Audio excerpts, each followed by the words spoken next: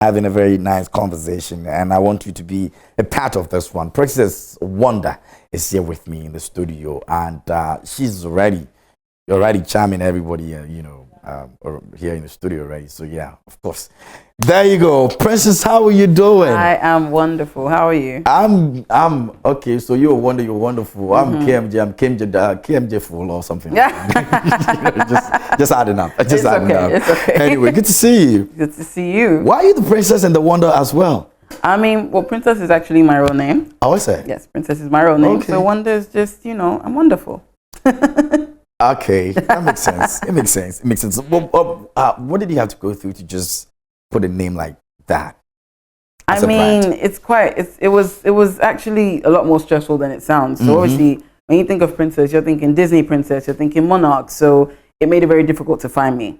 So, the team were like, okay, we need to think of something that's like catchy that people would remember. And then someone on the team was just like, okay, Wonder. And I'm like, okay. Okay. And it stuck. So, thankful for a good team. And it's been how many years with that name? It's been 2 years now, actually, with that name. Yes. Actively.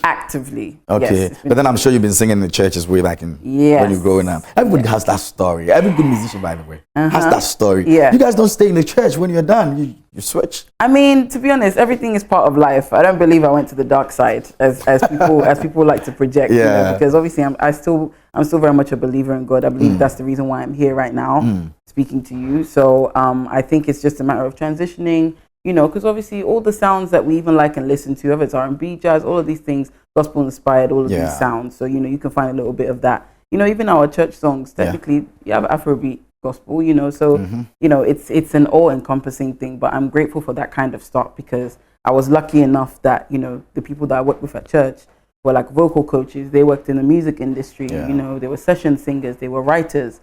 So it was almost like it was preparing me for right now. That's how it feels. Okay. You also based in the US, I guess. In the UK. In the UK? Yes. Oh, okay. You're in the UK. Yes. The UK, they do have lights up there.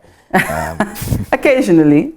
Oh, you do sometimes? Occasionally, yeah. When so it's not a big weather. deal? No. Chance the rapper better keep quiet. I mean, I lived in Nigeria. I did primary school in Nigeria. Okay. So, I'm very accustomed to power outages. That side is terrible. Yes. But have you experienced that here in Ghana anyway? No, not yet. No. You're blessed. Yeah.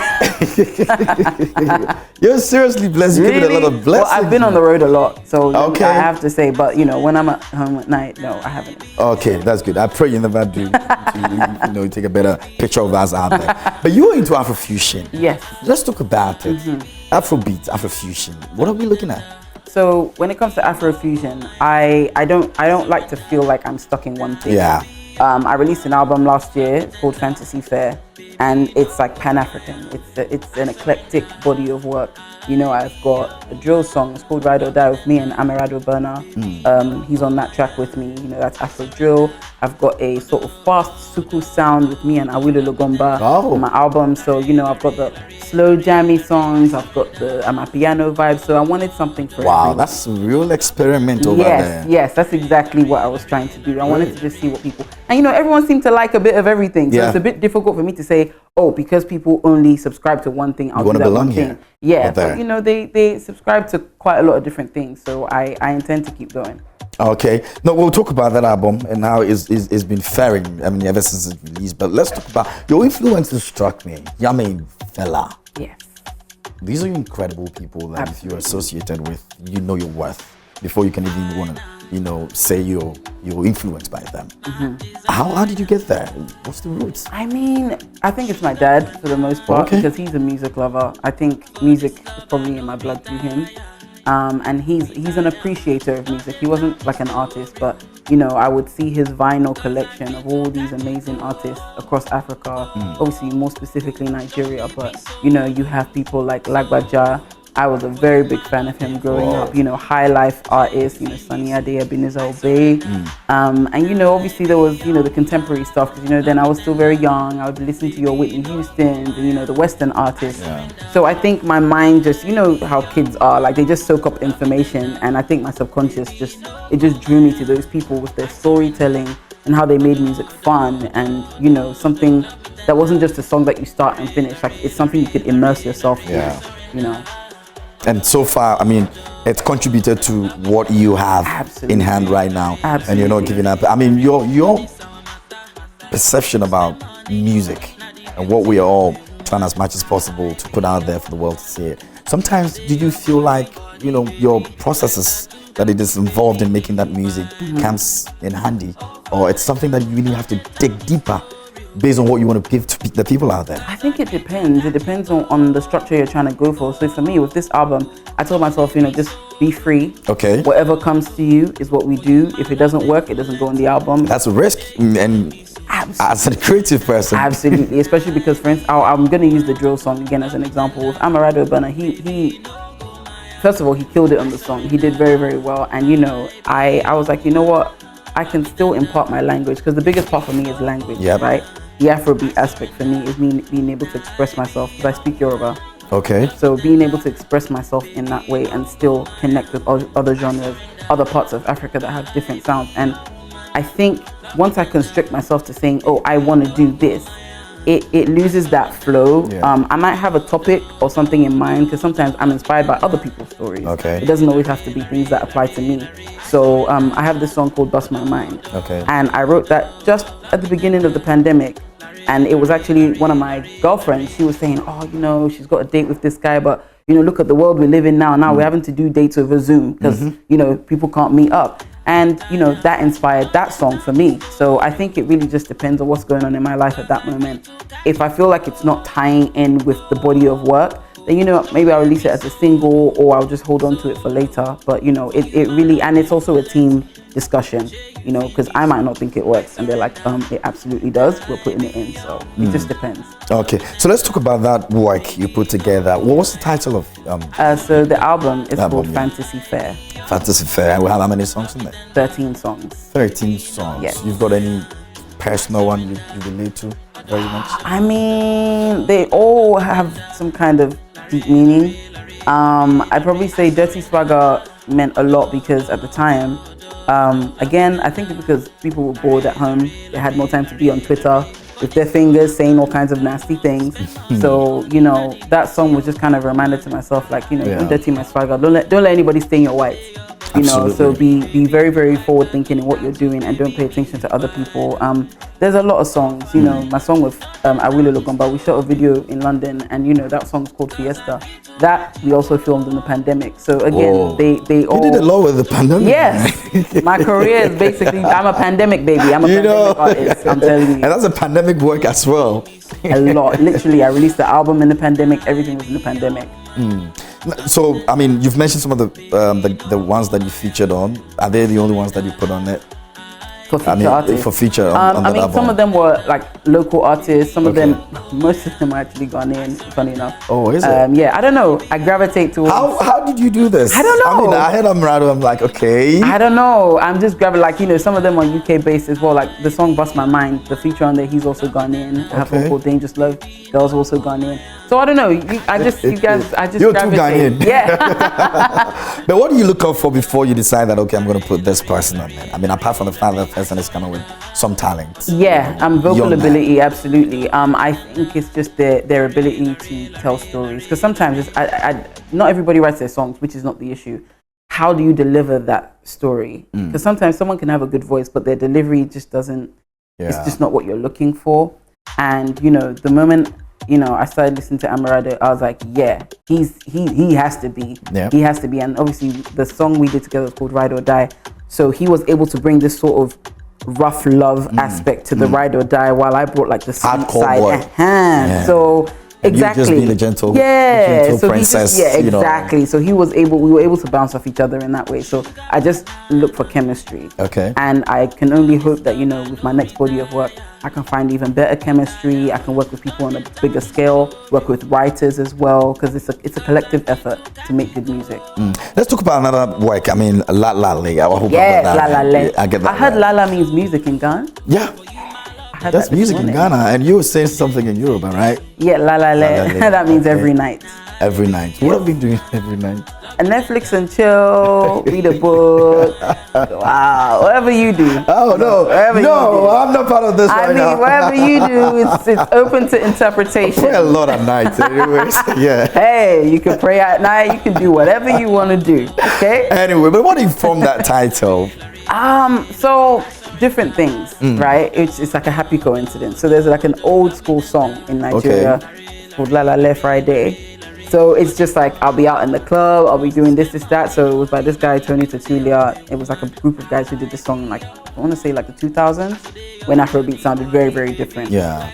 I suppose it's like me paying homage, but also reinventing it in my own way. So I wanted something that felt romantic. I wanted something that felt soft. I wanted a club banger, you know. I wanted something that still felt like, you know, you can groove to it. But I just wanted something for the lovers, you know, just something chill. Okay, something chill, and we're chilling with that. All right, so that's the new work. We're gonna be checking it out. Now, those of you out there who just joined us, there's as Princess Wonda in the studios with me, and she's got some very, very beautiful sounds that you want to check them out. And I mean, a bit later, she's going to put all the details you need to know about or where you can find those songs and go stream them and also share them and all of that, and probably, you know, end up becoming a fan as well. It's very necessary that, you know, you become a fan. So yeah, we're looking for that. But you have a name for your fans? Wonder Army.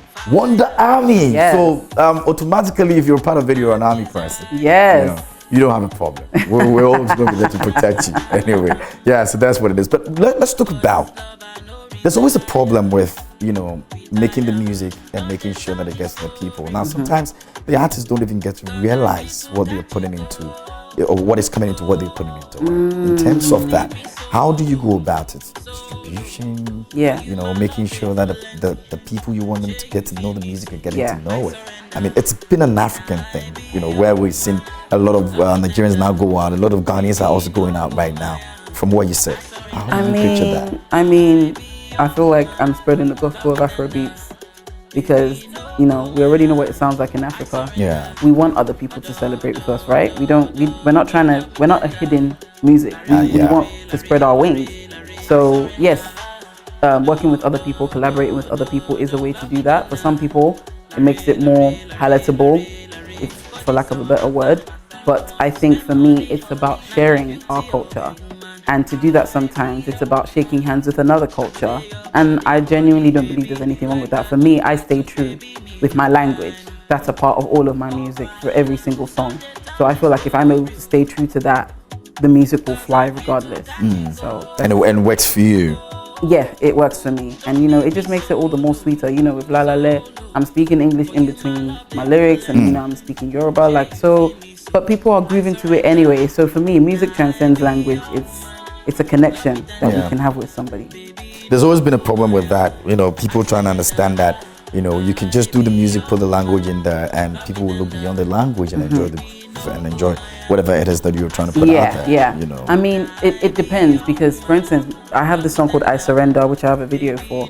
And, you know, with that song, with all the songs in the album, I wanted I Surrender to be slightly different, right? And for the most part, people don't understand what I'm saying in part of the song. I surrender means, you know, as much as we love love, for us to have love, we have to surrender to it, right? And, you know, I try to illustrate that with a good music video. So I use imagery, my words, everything to help for those who don't necessarily speak the language. It's all part of the storytelling for me, for people to understand better. Okay, all right, so that's what it is. Now we're going to take a look at the video. Those of you out there who've not seen it, you'll enjoy the song, you know. When we come back, we're still going to continue with the conversation. Princess Wonda is here with me, and she's here to share her music and a part of her, you know, not the entire. You guys, you like too much, you know. So she's share part of her with you guys as well. So let's check out this one.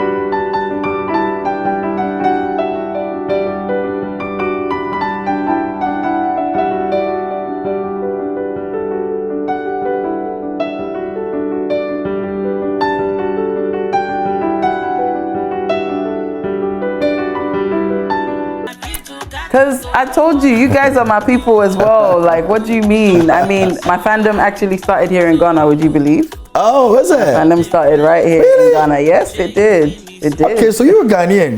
Basically, if you guys will have me, I'll take it. No. That's for us. We get us accepting people, so you don't have a problem. Yeah, You know. So it makes you been eating a lot of Ghanaian food. I mean, yes, Ghana jollof. For anybody who's gonna ask, yes, it is amazing. Now, see, I mean, I'm not even gonna ask you Ghana, Nigeria, or anything. Yes. I know you love Ghana jollof. Yeah. And that's where you belong. Yes. No competition. Thank you. Nothing. Thank you. Nothing. No comment. But we're going to take a quick breather. When we come back, I'll be finding out from you in the near future some of the things that you've planned that you're going to be doing, and also maybe some of the things you do when you're not on the road, when you're not busy out there. You know, I want to know if you play basketball or something. I'll find out in a bit. Oh, so we take a quick breather. We're back in a bit. Stay with us.